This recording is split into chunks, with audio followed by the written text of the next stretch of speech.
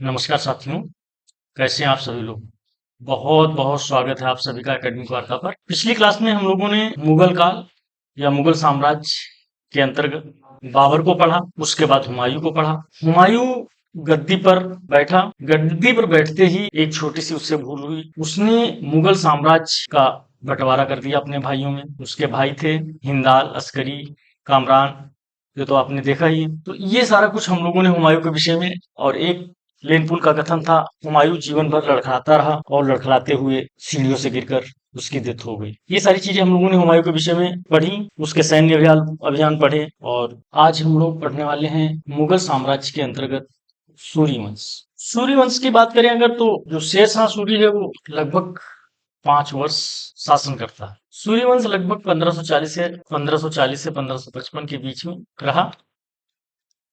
शेरशाह शेरशाह के पिता के बारे में बात करें तो वो एक सामान्य सैनिक पदाधिकारी थे। और अगर शेरशाह के दादाजी के बारे में बात करें तो वो एक व्यापारी थे, पश्चिम से घोड़े ला करके दिल्ली सल्तनत में बेचा करते थे। इससे उनका संबंध जो राज परिवार से हुआ, मतलब दिल्ली में रहकर दिल्ली सल्तनत के अधीन। और अगर इनके पिता की बात करें, शेरशाह के जो पापा थे, पिता जो थे शेरशाह के, वह एक सैनिक पदाधिकारी थे।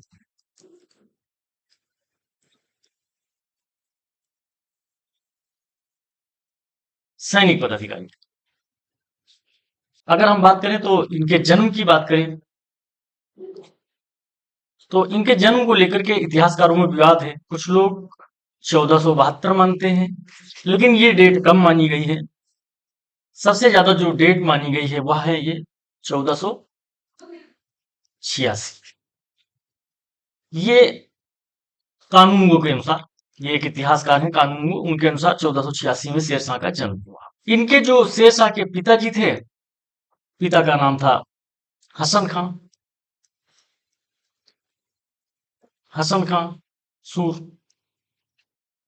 और इनके दादाजी जो थे,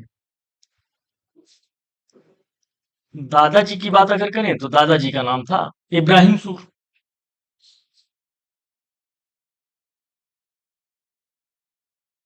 इब्राहिम सूर। शेरशाह का जो मेन मूल नाम था, इनका मूल नाम जो था फरीद नाम। वेरी इंपॉर्टेंट है, बहुत बार ये बहुत बार पूछा जाता है, एग्जाम में पूछा जाता है कि शेरशाह का मूल नाम क्या था। फरीद नाम। अच्छा, शेरशाह जो बचपन में ही छोटा था, उसी समय उसकी माँ का देहांत हो गया। और इनके जो पिताजी थे ये हसन खां, हसन खां ने दूसरी शादी कर दी। दूसरी शादी कर ली। जब दूसरी शादी कर ली तो जैसा सभी घरों में होता है, उसी तरीके से इनके साथ भी हुआ। ऐसा शेरशाह के साथ भी हुआ, और हसन खां ने शेरशाह को जौनपुर पढ़ने के लिए भेज दिया। शिक्षा दीक्षा की बात करें अगर, तो जौनपुर चले गए। जौनपुर के विषय में हम लोग जब पढ़ रहे थे तो जौनपुर के विषय में हम लोगों ने पढ़ा था कि जौनपुर जो है पूर्व का सिराज कहा जाता था। जौनपुर को पूर्व का सिराज कहा जाता था। सिराज एक जो जगह है वो पश्चिम में ईरान का एक शहर है। जौनपुर में अरबी फारसी शिक्षा जो है बड़े जोरों शोरों से होती थी। हसन खान ने जब अपने बेटे फरीद को जौनपुर भेज दिया, वह पब्लिक में जाता, कुरान पढ़ता, उनकी आयतें याद करता। बाद में हसन खान ने बाद में फरीद को अपने घर बुला लिया। अगर इनकी बात करें तो ये जो है उस समय हरियाणा के होशियारपुर में इनकी पिताजी की पोस्टिंग थी। बाद में ट्रांसफर हुआ तो यूपी बिहार का जो बॉर्डर है, वहां सासाराम, जो है सासाराम की उनको जागीर दी गई। उसने अपने बेटे फरीद को भी वहां बुलाया और सासाराम की जागीर संभालने के लिए उसके पिता ने फरीद को दे दिया। अच्छा, उसकी एक माँ थी जो दूसरी शादी कर ली, सौतेली माँ थी। सौतेली माँ थी। और इसका एक भाई, सौतेला भाई। सौतेला भाई जो था उसका नाम था सुलेमान। और सुलेमान और इसकी माँ, जिसके कारण वो क्या हुआ, ये सासाराम में टिक नहीं पाया। लिहाजा वो वापस फिर जौनपुर चला गया, क्योंकि वहां उसने अपना एक छोटा मोटा नेटवर्क डेवलप कर लिया, दोस्त बन गए थे। जौनपुर के एक कोतवाल थे, उन्होंने उससे कहा कि भाई भारत में मुगल आए हैं, उन्होंने 2 बड़ी लड़ाइयां लड़ी हैं, तीसरी लड़ाई लड़ने वाले हैं, तुम कहो तो सेना में भर्ती करा दें। तो फरीद ने कहा बस मुझे इस समय काम चाहिए, उसको कुछ नहीं सूझ रहा था, कह रहा बस मुझे काम चाहिए। तो जौनपुर के कोतवाल ने फरीद को भर्ती करा दिया मुगल सेना में। फरीद ने मुगल बादशाह के अधीन चंदेरी के युद्ध में शिरकत की। बहुत इंपॉर्टेंट प्रश्न है, इसको आईएमपी करके लिख लीजिए। फरीद ने मुगल बादशाह, फरीद मतलब कौन, शेरशाह है ना, बाबर के अधीन चंदेरी के युद्ध में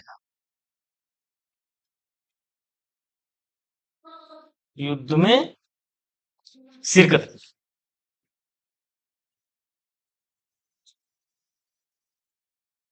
ये प्रश्न पूछा गया है यूजीसी में।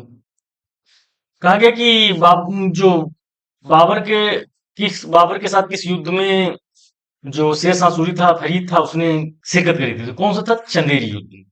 ओके, शेर शाह सूरी ने किस मुगल बादशाह के समय में किस युद्ध में मुगलों की सेना में काम किया था, तो ये चंदेरी के। यही वह अवसर था जब उसने मुगलों की सेना में रहकर उसकी रणनीति को समझने का उसको मौका मिला, युद्ध में भाग लिया, युद्ध हुआ, मुगलों ने युद्ध को जीत लिया। अच्छा, शाम को इस पर विचार विमर्श चल रहा था बाबर और उसके सेनापति के बीच में, युद्ध में क्या हुआ क्या नहीं हुआ। तभी शेर शाह सूरी कैंप में दमदमाते हुए घुस गया, कच्छ में प्रवेश कर गया। अब जैसे प्रवेश कर गया अचानक से कच्छ में, तो अब सेनापति के साथ युद्ध पर बात चल रही थी गोपनीय। तो जब बात चल रही थी तो अमूमन सी बात है, बाबर ने शेरशाह की तरफ आंखें उठाकर देखी, तरेर के देखा, इस थोड़ा आंख ऐसे करके तरेर के देखा। तो शेरशाह को लगो उसने कोई गलती कर दी, गया दोस्तों के साथ छावनी में सामान बटोरा अपना, दोस्तों से कहा भाई मैं तो जा रहा हूं, मैं तो टिक नहीं पाऊंगा, लेकिन अगर खुदा ने साथ दिया तो मैं एक दिन ऐसा समय आएगा मुगलों को भारत से बाहर खदेड़ दूंगा। किसने कहा, फरीद ने कहा, मुगलों को भारत से बाहर खरीद दूंगा, मेरी किस्मत ने साथ दिया। तो ये भी कथन आता है कई बार, और खुदा ने उसका साथ दिया, एक दिन मुगल शासक हुमायूं को उसने खदेड़, आपने पढ़ा होगा। तो इस तरीके से कथन आ जाते हैं, करण आ जाते हैं। एक लाइन दे देगा, जैसे मान लीजिए उदाहरण के लिए इंपॉर्टेंट करके लीजिए, मान लीजिए ये पूछेगा शेर शाह सूरी ने मुगलों के साथ कौन सी लड़ाई लड़ी थी, शेर शाह सूरी ने मुगलों के साथ कौन सी लड़ाई लड़ी थी। मुगलों के साथ, यहां ध्यान रखना, मतलब मुगल की सेना में भर्ती हुआ था, तो कौन सी लड़ाई थी, या मुगल किस मुगल शासक की अधीनता में लड़ी थी, तो अधीनता में बाबर के साथ, और चंदेरी की लड़ाई लड़ी। ठीक है, कौन सा है, चंदेरी का युद्ध लड़ा। अच्छा, जब ये सेना में था शेरशाह फरीद नाम से, तो जान ही रहे, अब जब सेना में रहेगा तो उनकी कमजोरी का पता चल ही गया था। वहां से भागा शेरशाह, और कहा आया, अपने पिता की जागीर, पिता से मिला दक्षिण बिहार में। वहीं एक सरदार जी थे, लोहानी सरदार, सरदार जी के यहाँ नौकरी कर ली। एक दिन सरदार जी के साथ शिकार करने गया, और वहां निहत्थे एक शेर को मार दिया इसने। ऐसी स्थिति में सरदार जी ने कहा, अरे भाई, तू फरीद नहीं है, तू फरीद नहीं है, तू तो शेर खां है, शेर खां, शेर खां है, तू तो मेरा भाई शेर खां है। यहीं से इसको उपाधि मिली शेर खां की। सरदार जी ने एक उपाधि दे दी है। ओके। अच्छा, सरदार जी की डेथ हो गई बाद में, वहीं रहता रहा संरक्षक बन करके, बंगाल से बिहार अपनी शक्ति को बढ़ाता रहा। अच्छा, बाबर ने घाघरा के युद्ध में पठानों को चुनौती दी थी, सभी पठान अपनी अपनी सेना लेकर पहुंच गए, लेकिन शेर शाह बाबर के विषय में जानता था कि वो नहीं गया, वो अपने एक स्थायी जीवन की तलाश में था। लिहाजा उसे पता चला कि चुनार चुनार यही बनारस के पास जो है, चुनार के किलेदार की मृत्यु हो गई। उसका नाम था ताज खान। ताज खान। और उसकी एक पत्नी थी, विधवा थी पत्नी। उसका नाम था लाड़ मल्लिका।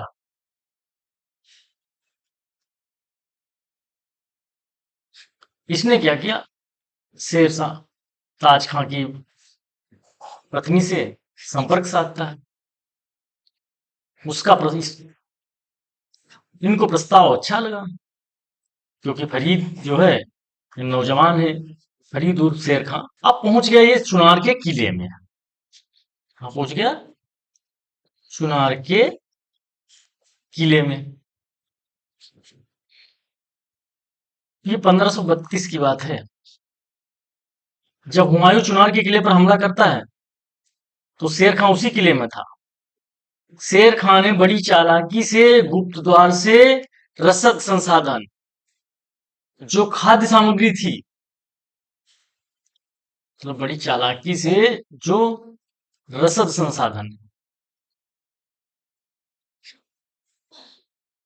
जो खाद्य सामग्री है, उसको अपने पिता की जागीर सासाराम में सुरक्षित भवन में रख देता है।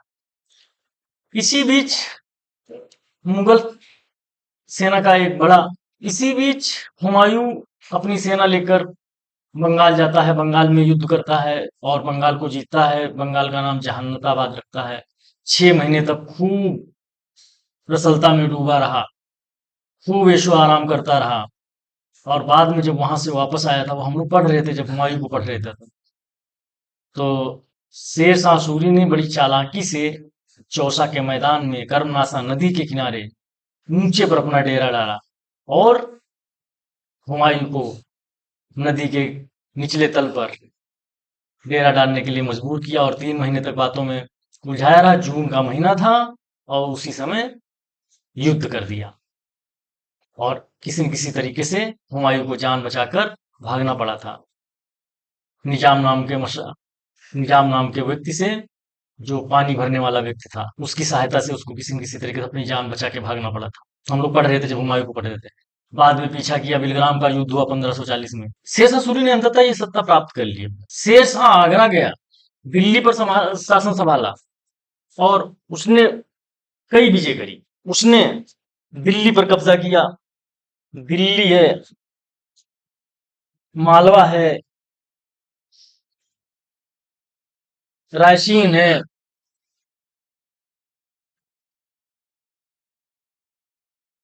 मारवाड़, कालिंजर। अभियान किया इन जगहों पर। जब ये मारवाड़ का अभियान किया तो उसी समय शेरशाह सूरी ने कहा था, मुट्ठी भर बाजरा के लिए मैं दिल्ली का ताज होने चला था। मुट्ठी भर बाजरा के लिए मैं दिल्ली का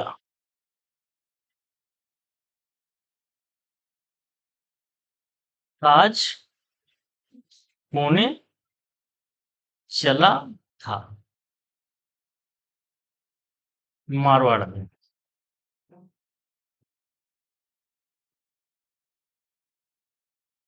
मारवाड़ अभियान के दौरान ये बोला था। पूछा जाता है क्वेश्चन, मुट्ठी भर बाजरा के लिए मैं दिल्ली का ताज होने चला था, किस अभियान के दौरान शेरशाह सूरी ने कहा था। ठीक है, 1545 ईस्वी की बात है। कलिंजर का, जब शेरशाह कलिंजर पर अटैक किया तो उसी समय क्या हुआ, उसने एक विधि से, उसको बोलते हैं उक्का विधि। उक्का विधि से बारूद के जो गोले होते हैं उनको लचीले वस्तु में रखकर गुलेल से गोला बारूद को फेंका जाता था और वो उससे दीवार से टकरा जाते थे, किले के दरवाजे से। और जैसे उसको जिससे उसका दरवाजा या दीवारें टूट जाती थी। अच्छा, ऐसे में हुआ क्या, एक गोला दीवार में टकरा कर और वापस आ गया और फट गया जहां शेरशाह खड़ा था, और उसी के पास बहुत सारी बारूद रखी हुई थी। ऐसी स्थिति में बारूद में आग लग गई। युद्ध रोक दिया गया, लेकिन शेरशाह ने युद्ध चलते रहने का निर्देश दिया। हाँ, लेकिन इस अभियान को, किला को जीत लिया गया था। जो कालिंजर का अभियान हुआ, ये जीत लिया गया। ये अंतिम अभियान था इसका। लेकिन शेरशाह सूरी भले ही 5 वर्षों तक ही गद्दी पर रहा, शेरशाह सूरी भले ही 5 वर्षों तक ही गद्दी पर रहा,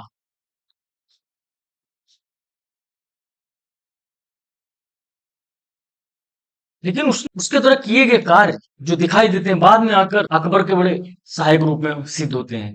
तो ये क्वेश्चन एक दो बार पूछा जाता है। जो शेरशाह है, शेरशाह अकबर का पथ प्रदर्शक के रूप में था, आप इसका विस्तार से वर्णन करिए। इस तरीके से ऑप्शन में पूछा जाता है। चलिए नेक्स्ट क्लास में हम लोग पढ़ेंगे शेरशाह के प्रशासनिक सुधार। हम लोग देखेंगे इसके अंतर्गत उसकी प्रकृति, केंद्रीय प्रशासन, उसके बाद हम लोग देखेंगे सैन्य प्रशासन, उसके बाद हम लोग देखेंगे राज्य प्रशासन, उसके बाद हम लोग पढ़ेंगे प्रांतीय प्रशासन। इसी के साथ साथ हम लोग दूसरा टॉपिक इसी में पढ़ेंगे हम लोग आर्थिक सुधार, उसके द्वारा किए गए आर्थिक सुधार, भू राजस्व सुधार, मुद्रा व्यवस्था, उसके बाद हम लोग पढ़ेंगे न्यायिक सुधार और निर्माण वगैरह सब देखेंगे। इसमें निर्माण था या इसके संबंधित सांस्कृतिक जीवन देखेंगे, जिसमें शिक्षा वगैरह और मूल्यांकन करेंगे। देखिए, इनके निर्माण के विषय में अगर बात करें तो इसने सरायों का निर्माण कराया था। ये प्रश्न डायरेक्ट यूजीसी में पूछा गया था। ऐसा कौन सा शासक था जिसने रोड के किनारे सरायों का निर्माण कराया था? हिंदुओं के भोजन के लिए व्यवस्था थी, जिसे हिंदुओं के भोजन के लिए ब्राह्मण नियुक्त किए जाते थे, शुद्ध शाकाहारी भोजन मिलता था, तथा जो मुस्लिम यात्री थे उनके लिए भोजन की व्यवस्था थी, और यहाँ तक घोड़ों को चारा के लिए वहां व्यवस्था होती थी। इस तरीके से और ऐसे ऐसे प्रश्न पूछ डायरेक्ट पूछा जाता है प्रश्न। अगर हम लोग देखें तो ऐसा कौन शासक था जिसके राज्य में चोरी या अपराध नहीं होता था, उत्तरदायित्व का सिद्धांत लागू किया था? बहुत बहुत धन्यवाद, थैंक यू। और चैनल को सब्सक्राइब कर लीजिए आप लोग।